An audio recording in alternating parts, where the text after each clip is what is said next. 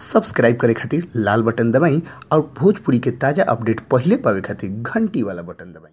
छपरा जिला भोजपुरी पर वो लोग के बहुत बहुत स्वागत बा। जी हाँ, एगो बहुत बड़ ब्रेकिंग न्यूज आ रहा बा। वो लोग सुन तो 2 मिनट खातिर दंग रह जाए। जी हाँ, वो लोग के बता दी कि भोजपुरी के जुबली स्टार दिनेश लाल यादव निरहुआ अमरपाली दुबे के छोड़ दिले बड़न। जी हाँ, अमरपाली दुबे के छोड़ ऐसे दिले बड़न कि वो उनका फिल्म में नजर आवे के तैयार नहीं थी। जी हाँ, वो लोग बता दी कि वो अब वो लोग सोचते हम कि आखिर उनका जगह पर आखिर कौन नया हीरोइन की एंट्री बा, कौन नया चेहरा आ रहा बड़ी। तो वो लोग को बता दी कि खेसारी लाल यादव के हीरोइन दिनेश लाल यादव निरहुआ के पसंद पड़ गई बड़ी। यानी जी हाँ, लोग बीते दिन देखनी जिला चंपारण के ट्रेलर। जिला चंपारण में एगो नया हीरोइन काम कर बड़ी, जौना हीरोइन के नाम हटे मनी भट्टाचार्य। जी हाँ, मनी भट्टाचार्य बहुत ही जबरदस्त एक्टिंग परफॉर्मेंस देत नजर आ रहा बड़ी। तो वो लोग को बता दी कि दिनेश लाल यादव उनका से काम करावे से एकदम पीछे नहीं खन हटल। तो वो लोग को बता दी कि मनी भट्टाचार्य दिनेश लाल यादव निरहुआ के फिल्म खातिर नया हीरोइन के तौर पर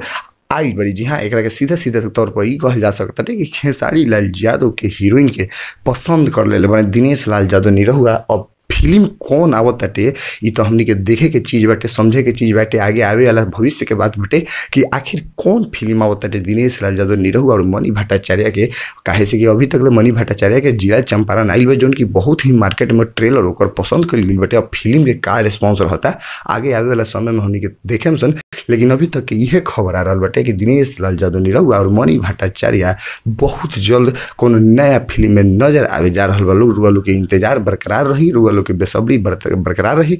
हमनियों के इंतजार करम सन बेकरार बनी सन कि कब ये दोनों जना के फिल्म मार्केट में लॉन्च होके के कगार पर आओ। भोजपुरी के ताजा खबर वो लोग बीच ऐसे ही लिया, बस लाल बटन दबा के सब्सक्राइब करिए और घंटी वाला बटन दबा के सबसे तेज अपडेट